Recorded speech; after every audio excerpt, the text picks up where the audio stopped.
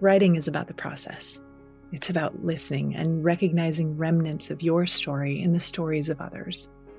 When we share our stories with each other, we share the resonance of the human experience. The By Firelight podcast is your invitation to join our circle, a circle of writers, poets, seekers, and storytellers as we capture our living in words.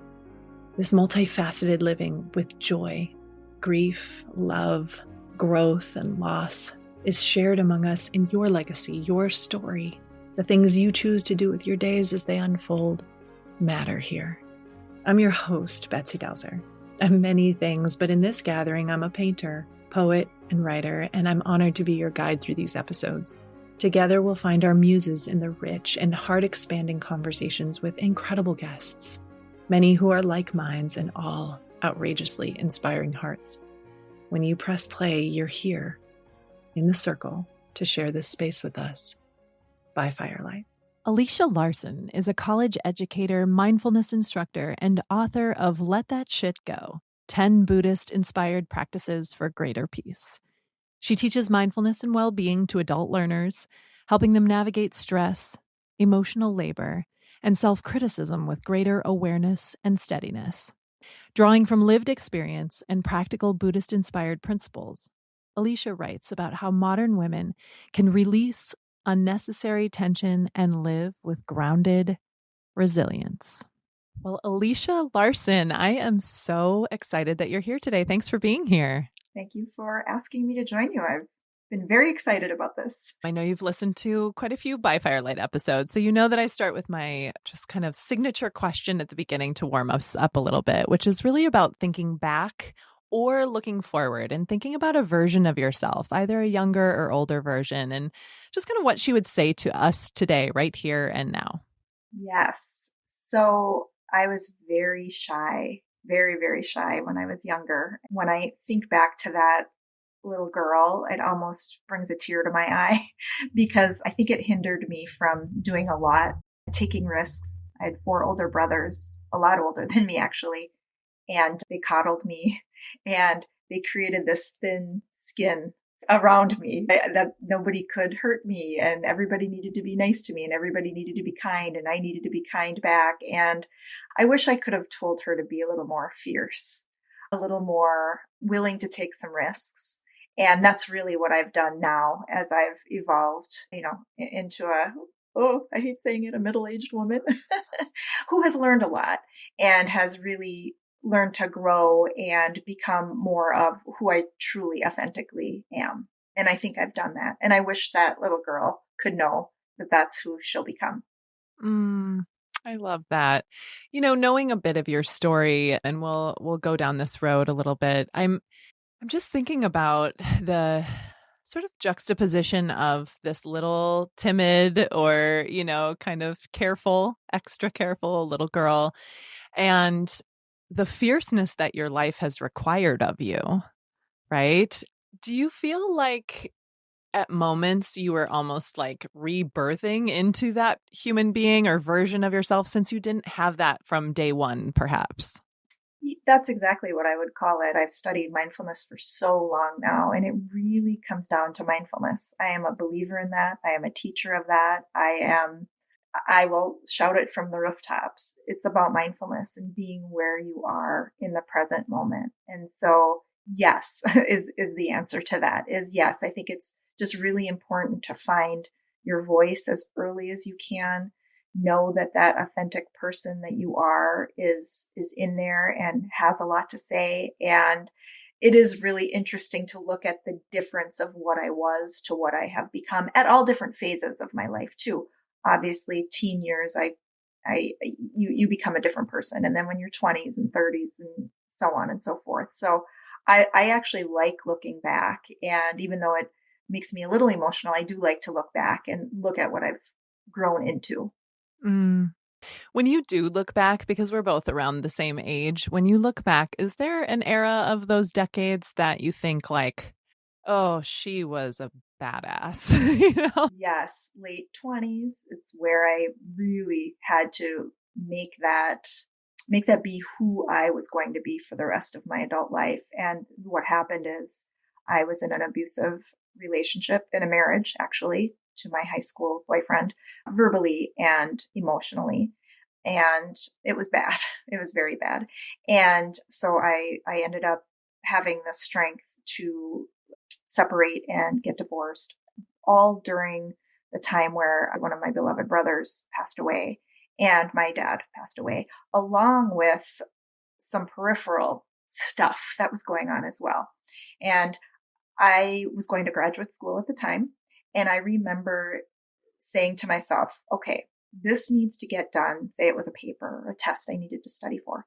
And I literally had to tell myself, right foot, right foot, left foot, key in the car, turn the car on. I had to tell myself every step to take that was going to be my next step, because I didn't know any other way to do it, because I was in such an emotional state of deregulation, I would say, discombobulation, I would say too.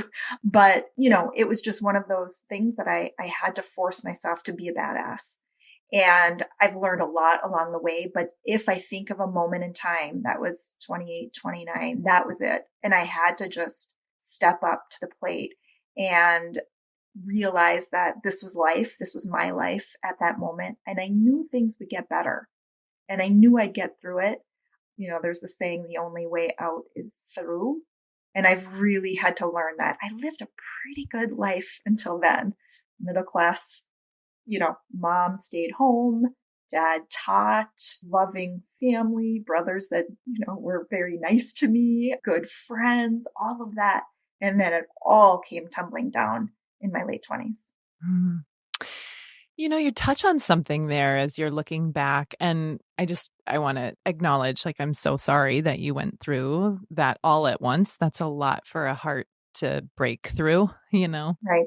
But the way that you just sort of captured that period of time and everything that was happening, and I was almost like conjuring a vision of you stepping into this version of yourself. And the way that you just captured it made me think, had that fierceness been required of you earlier in life, maybe there wouldn't have been the hope that you had in that moment of knowing it would be okay, knowing how to take step by step. Because, and here's the one connection I'm making to this in my own life, is that I've often said, working with children for 15 years in the art room filled my wells to be able to do the hard work that I had to do after leaving the classroom, right? Because things that have happened in my career, though I'm in my 25th year in education, the last 10 years have had a number of highs and lows. And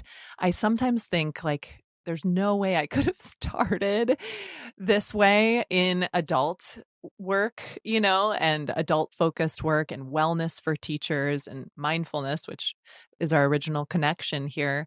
But there's no way I could have done that without the years of almost just creating that safety and security and even levity, the joy that came with that, So I almost wonder, right? If that fierce part of you was born at 28 and 29 for a reason, right?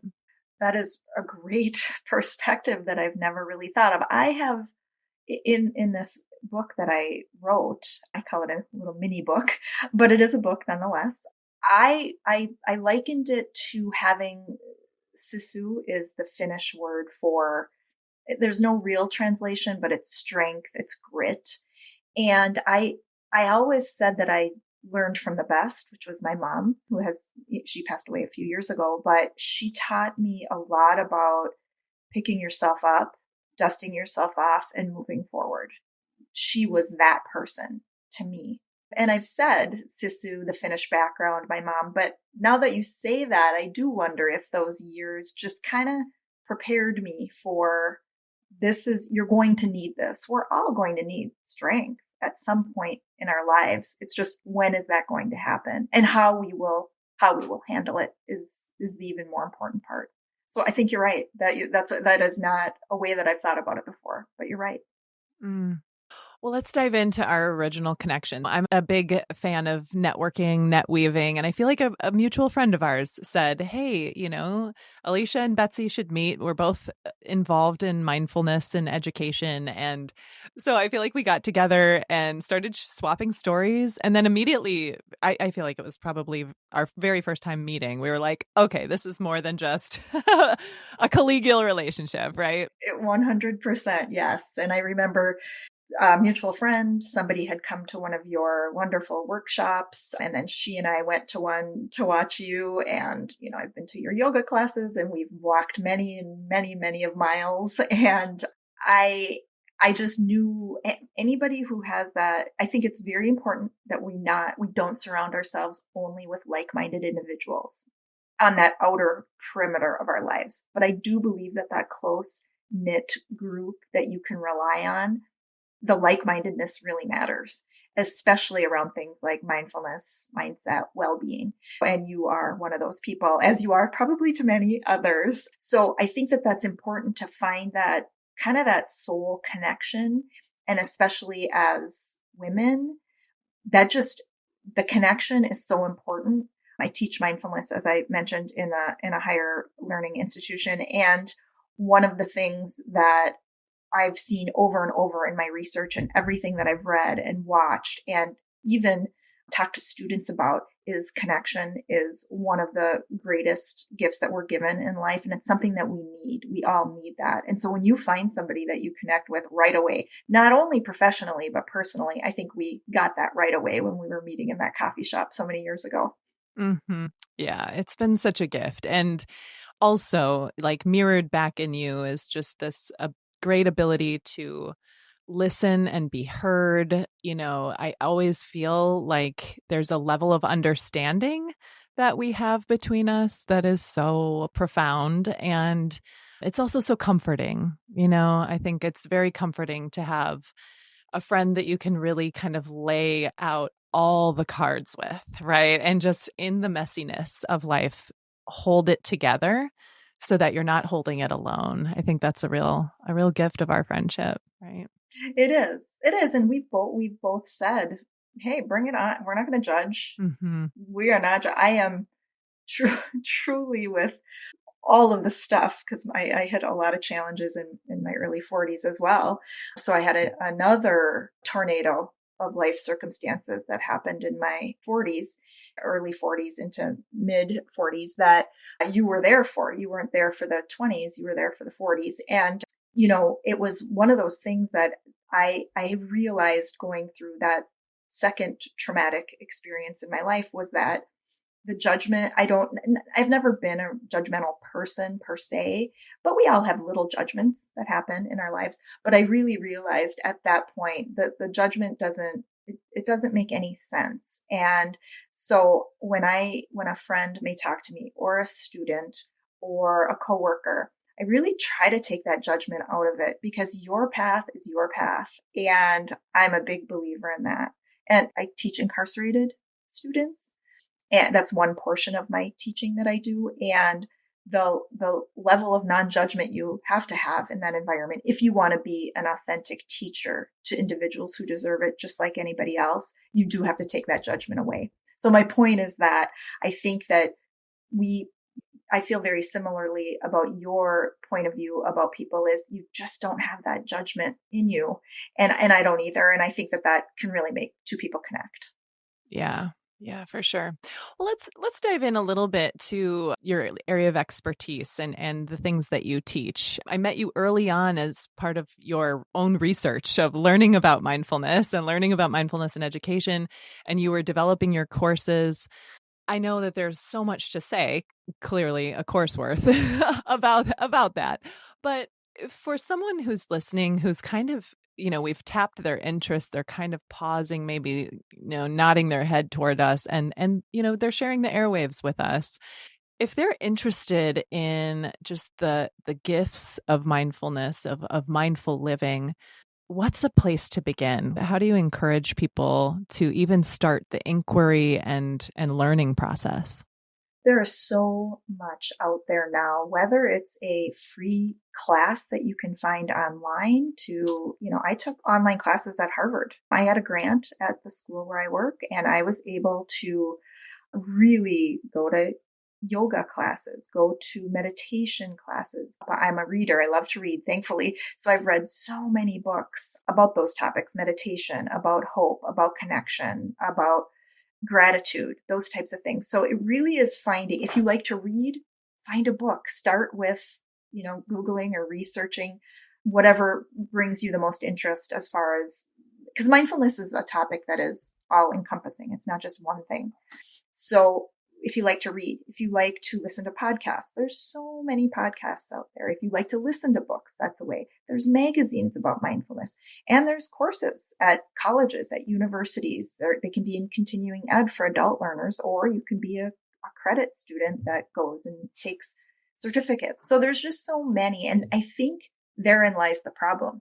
People don't know where to start. Mm-hmm. And I'm going to share an anecdote with you and the audience, just to give you an idea how it happened for me. I was in the depths of anxiety, major anxiety and depression. And a lot was imploding all around me. We used to live on a hill that would get burned. And that burn would happen because, they do prairie burns. And one of the things that we had a lot of wildflowers, but then at the end of the winter, it just looked pretty bad. So the fire department would come and do a controlled burn. And I wasn't there that day, but it happened. And I came home and I looked at this charred earth, And I went inside and I looked out the window, saw it, and I felt this calling to go and look at the hill a little more closely. So I went and looked at the hill, and again, blackened, scorched earth. And I thought, why am I sitting here for 15 minutes just staring at this? And what I realized is that charred earth felt like my heart. It felt like my soul. I could not get myself out of this deep sense of foreboding, because it was something that was going to last a while, this circumstance that I was in. And I knew that I just needed again to get through it. I knew I could get through it because I had gone through it before. But this one was one that I knew it involved legal issues. And I mean, it was beyond anything that I could even imagine. And so what I did was thought, why am I resonating so much with this burned, scorched hill that I have? And so I sat down and I started doing research on why fire departments do this. Why does this matter? And what it turns out is that the minerals and all of the things are way below the surface. And until you burn that area, they're not going to come through in the way that they would if you just let them be. And so I took a picture, and then about 6 weeks later, I go back out to that hill and I take a picture of this purple flower coming through. I had never seen purple on the hill before.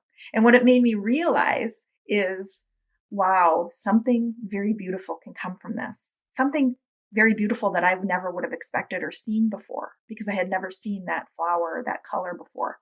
And so I took a picture of that, and I base a lot of my presentations on those pictures.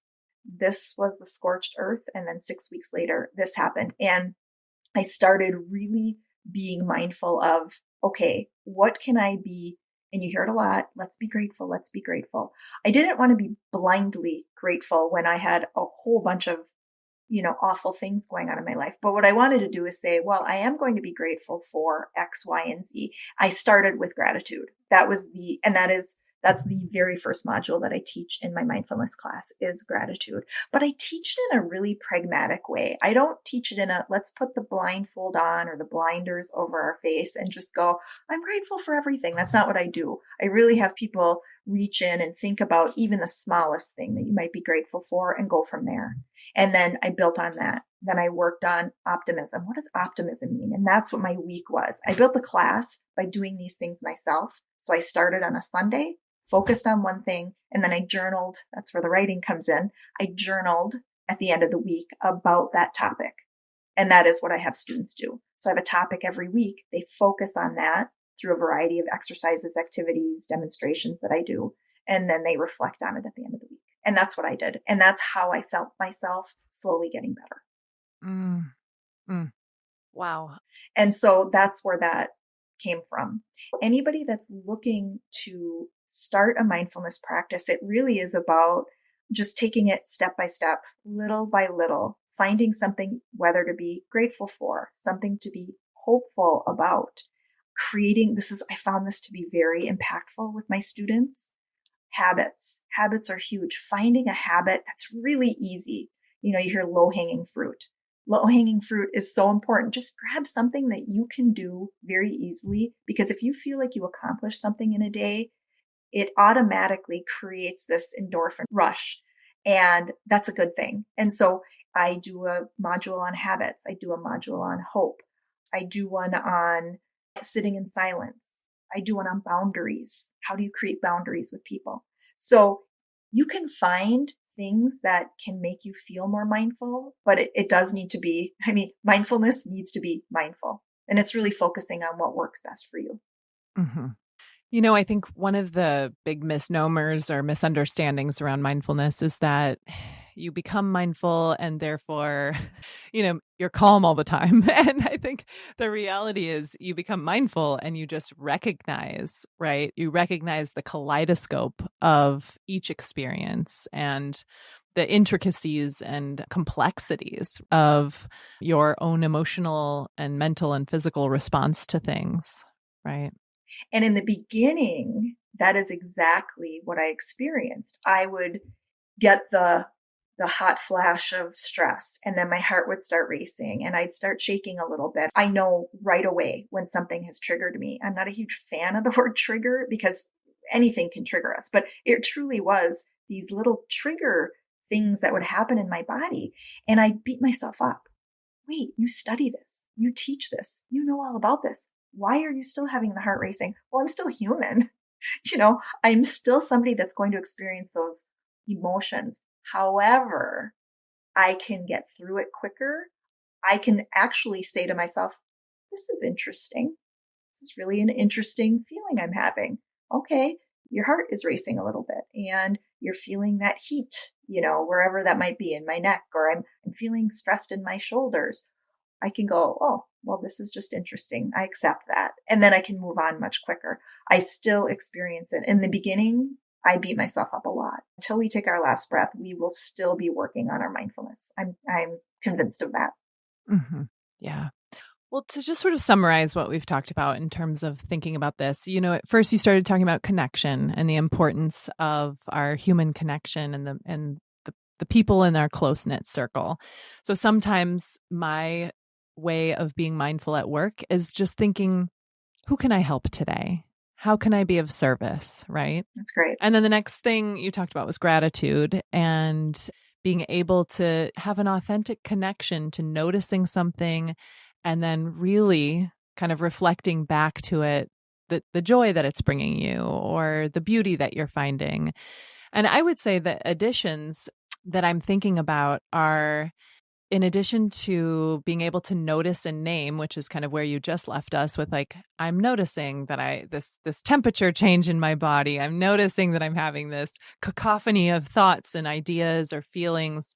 It's additionally thinking about, beyond noticing and naming, meeting that with that self-compassion, right? So this has come up in a number of different podcasts. I interviewed Emily Hagenmeyer, who works with UW Health's mindfulness program, and this came up in that episode. But really being able to say, like, because I've been there with you, like, babe, you teach this stuff and you are a mess, like right at this moment for whatever it is that I'm going through.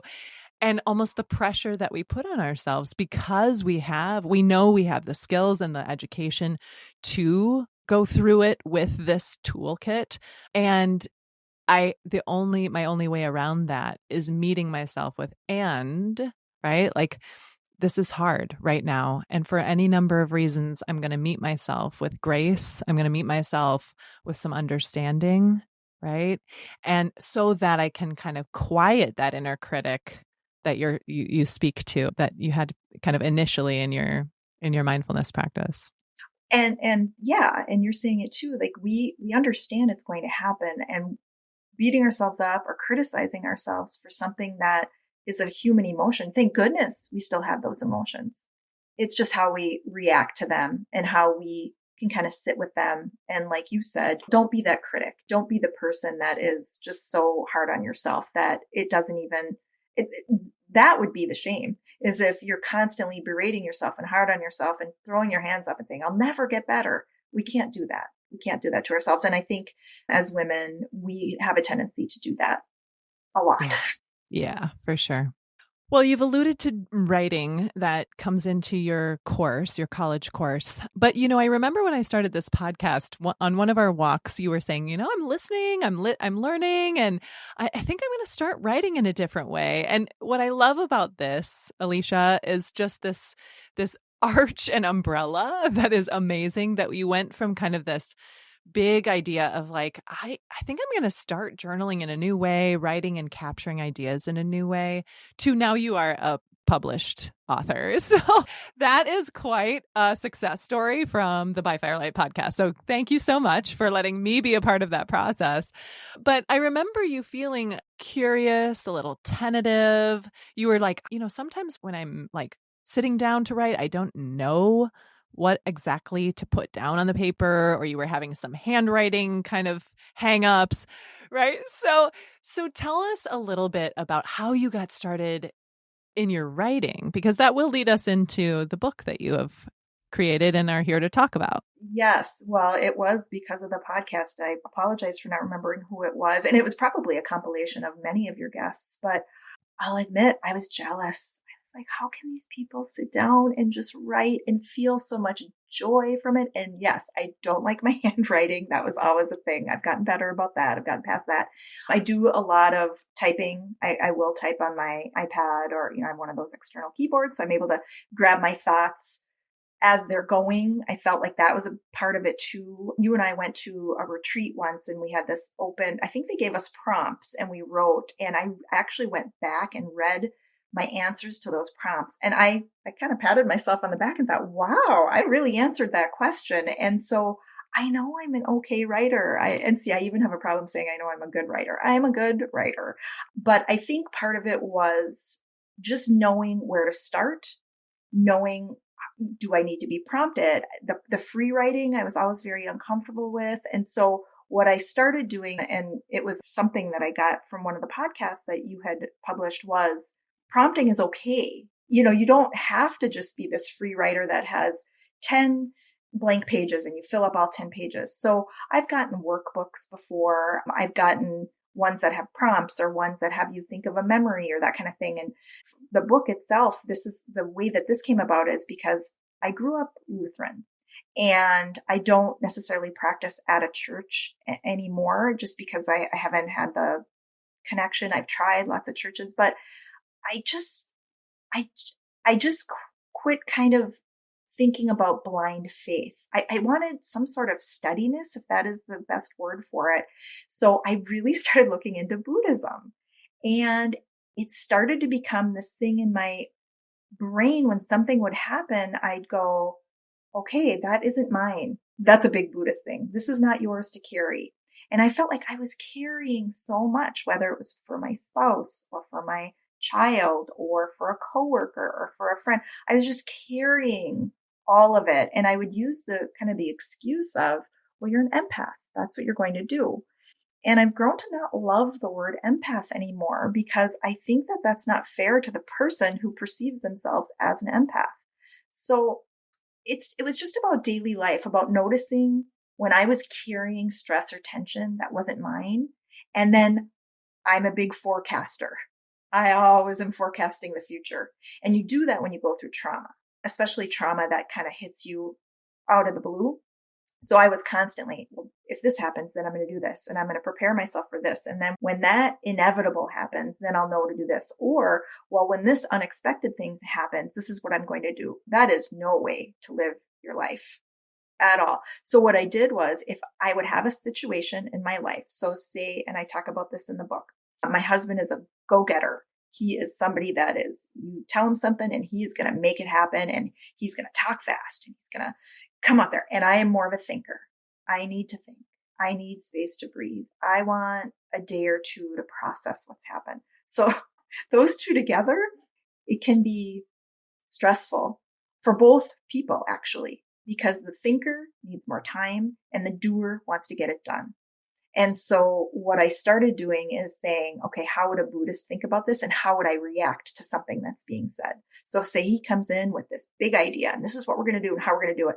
I would get that racing heart, the heat all around my head and neck, and I'd start tensing up and I'd shut down. I wouldn't want to talk. And it could be about something super simple, about a purchase of something. And I'd get that feeling and I'd think, well, I can't continue to have these types of reactions. It's not good for me. So I started writing about it. So I'd write the situation. I might not write the whole thing, but I might write, this is why I felt stressed today when X did Y. So then I would write from a Buddhist perspective, how can I take this moment and live more like a Buddhist and think like a Buddhist? And so I named the book, Let That Shit Go. And I just thought that was kind of a great way to live your life. Is if it's not meant for you to carry, let that shit go. Just let it go. And it doesn't mean that I was going to blindly not make decisions, or I wasn't going to blindly not feel anything. That's not what it is. It was more about what is truly in my control and what isn't. And I am telling you, it has changed my life. Changed my life. Even after all these years of studying mindfulness, studying Buddhism in particular has been so helpful to me. Wow. Well, I'm thinking about going from, should I start with prompts and what's okay for me to sit down and write, to my book says. So there's a lot that happened in that space between, right? How did you get the idea that not only were you writing, but you wanted to put something out there? What was that like? Anybody could read this book, but it really does focus on women because, we have this invisible emotional labor on us. And I see it all the time. I see it in not only my students, but in my friends and in my coworkers. And I just thought it was really important to find little nuggets. Again, I call it a mini book, and it's not there to necessarily change the world, but it is there to change maybe one person who is struggling with forecasting what's going to happen in the future. I have right on my desk here, I am at peace with what was, I feel content with what is, and I have hope in what will be. Now, if you can just tell yourself that every day, we can't change our past, and we certainly can't necessarily predict the future. We can make decisions that affect the future, but there's no guarantee. Mm-hmm. So I think if we're there in that middle, that I feel content with what is, that is what taught me to sit down, put this pen to paper, and write about it, and write about how I'm doing it. And that's what this is. And it's just an anecdote with the Buddhist principle and then some questions to ask yourself. That's it. That's what kind of helped me through was, okay, how would I want to see this book as a reader? And I wanted the prompts. So I have a couple questions at the end, 2 or 3 or maybe 4. And then at the very end of the book, I have all of them listed.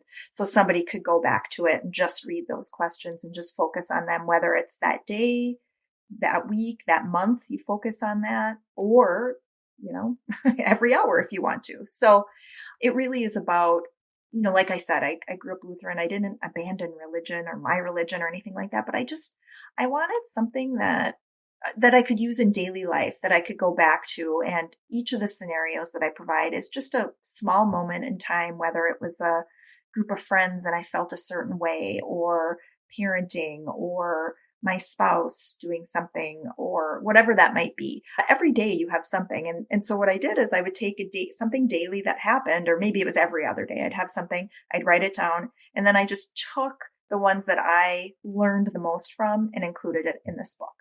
I love that. And I was, what writing did for me, actually, it helped me see my own patterns much more clearly. It was crazy. I'm a peacemaker. I'm an overthinker. In some research I found I was an optimizer. I'm somebody that's trying to optimize every experience, and that is really exhausting. It's really exhausting. But once I could see them written down, I could soften them. It became less about, what I was teaching and more about how can I practice this on my own. So it was for me, this is not going to be a New York Times bestseller by any figment of my imagination, but it did help me kind of bring things into a clearer view. And for that, I'm really proud that I was able to do that and be able to take each of the lessons and say, this is how I can think of things. And my wording is different. My wording is different with my son. It's different with my spouse. It's different with coworkers. I'm okay with me having to sit with things. That's just who I am. That's not going to change. And so I've learned so much about my reaction to things and how I can handle difficult moments in a better way, in a more thoughtful way than I used to. I love that. Do you have an excerpt or anything that you would want to read just as like a little bit of a teaser for us? Sure. So we just talked about this, and I'm going to kind of read the whole thing. So this is at the end. I give kind of 9 life lessons that for the complete title is Let That Shit Go, 10 Buddhist inspired practices for greater peace. And so the 9 in front of the final one, which is actually Let That Shit Go, it's this, and it correlates with what we were just talking about. So when you think you should be better, whisper, I am enough. You will still love deeply. You will still care. You will still show up. Some days you'll forget. When that happens, come back. That's the whole practice. When something feels heavy, ask, is this mine to carry? If not, let that shit go. And then the prompts for that are, what did I carry today that was not mine? And then what can I release before I go to sleep? And then close the day and just let that be enough. Let what you did that day, you cannot go back to it. So the rumination, that is so unbelievably, it's a powerful thing that we do to ourselves is ruminate. Try to let that go as best you can because that's gone. So learn from it, take what you can from it, and then the next day, treat it as a reset and move forward in whatever way you need to that day to focus on what your goals are.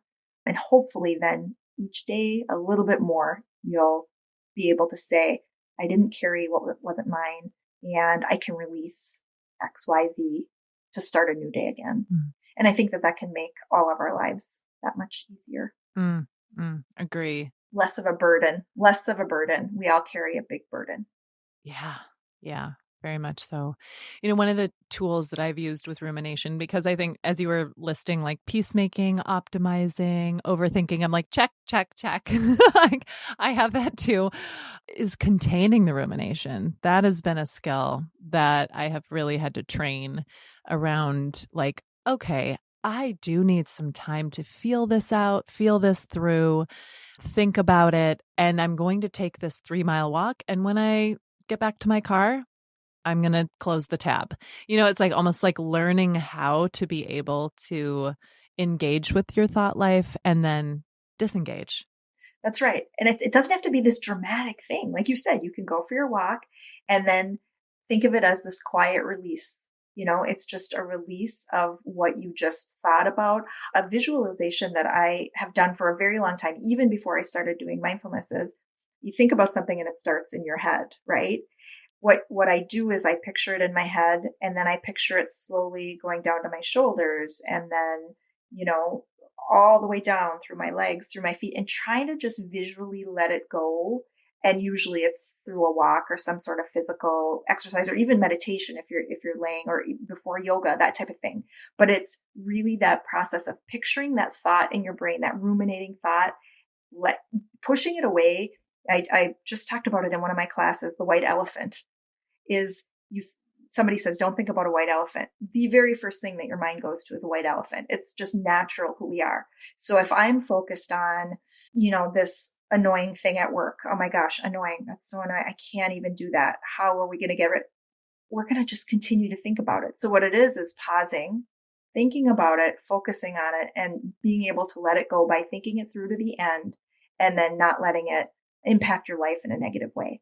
So it really is about finding that tool that works for you. And that's important too. It's different for everybody. So find what works best and try to let it go as best you can, especially if it's something that you can't do anything about. We can't, tomorrow it might rain. What would be the purpose in us freaking out about the rain tomorrow? Tomorrow has not happened. You can plan for it, but you can't consistently, constantly be thinking about something that you cannot control.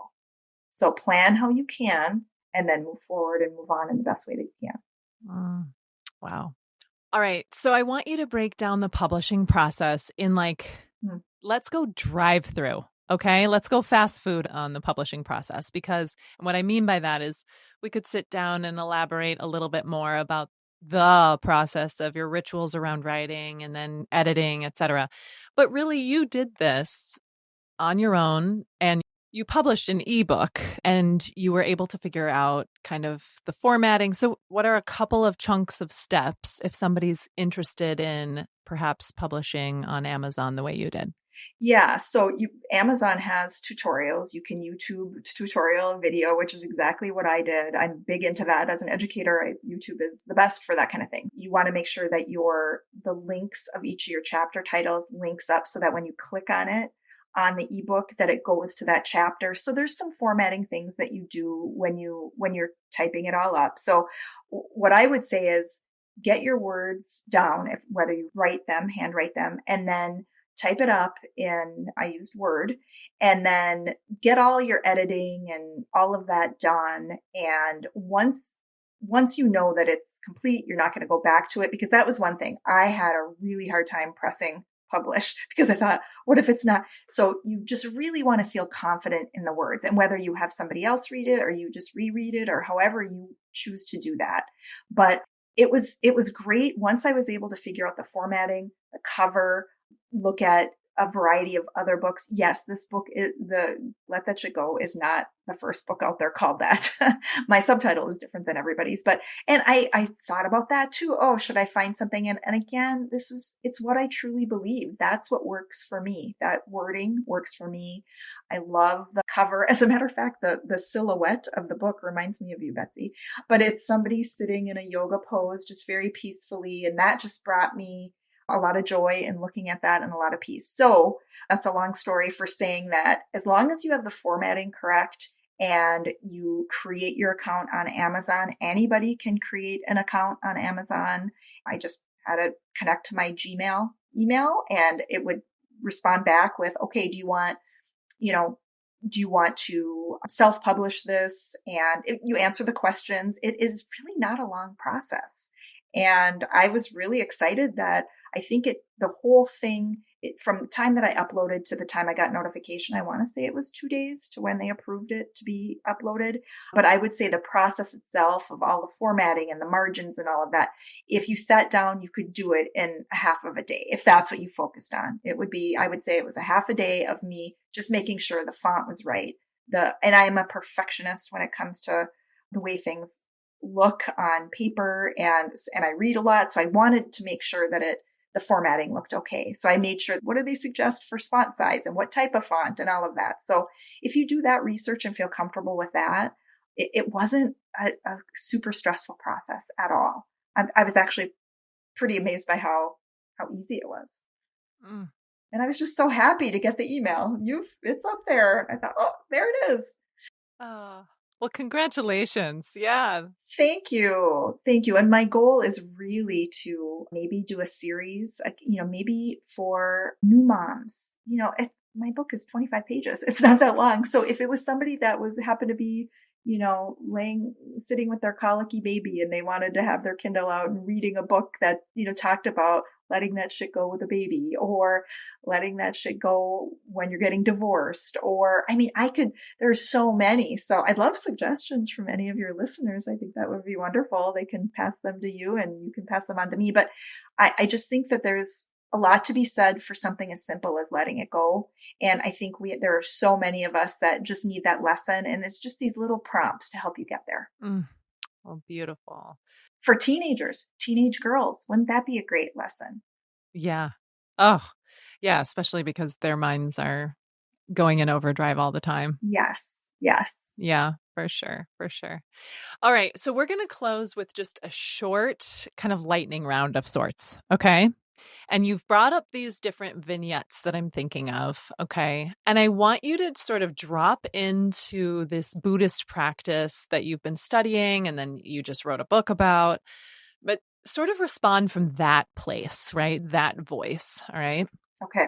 So speaking to yourself at the base of that charred hill before the little crocus or the little flower bloomed, what's like a phrase or a line or a grounding reminder to yourself looking at the hill? You will be okay. And then let's fast forward to thinking about, you mentioned kind of these two big epic chapters of your life that required extra energy, extra attention to the heartbreak you were experiencing for different reasons, right? If you were just to sit beside that version of you who was really in it, which might be the same as the the charred hill, right? But if you were to sit beside her, besides telling her she's okay, she's going to be okay, what is another kind of grounding reminder you'd give her? So, as I mentioned, I'm all about connection. And another note that I have by my desk is pain is an invitation to change the depth of the conversation. And you might think, what does that have to do with anything? Well, I have found that I have become so much closer to people because of my experiences. My relationships have become much more authentic. I have zero interest in small talk. Networking events are like torture to me because the pain that I have experienced has allowed me to be a much deeper person and have much deeper relationships. And if, I were to die tomorrow, I would know that I would be leaving behind such an amazing group of soul people in my life because I was willing to just lay it all bare and say, I'm in pain and I need you, but I promise when you're in pain, you'll need me and I'll be there for you.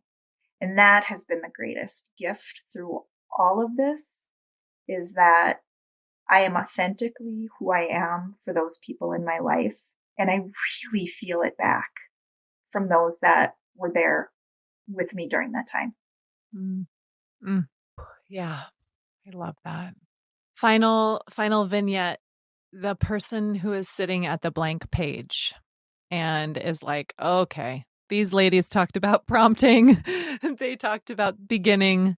What's one thing you would whisper into their ear about something that's grounding or reminding them? Well, here's what I will say.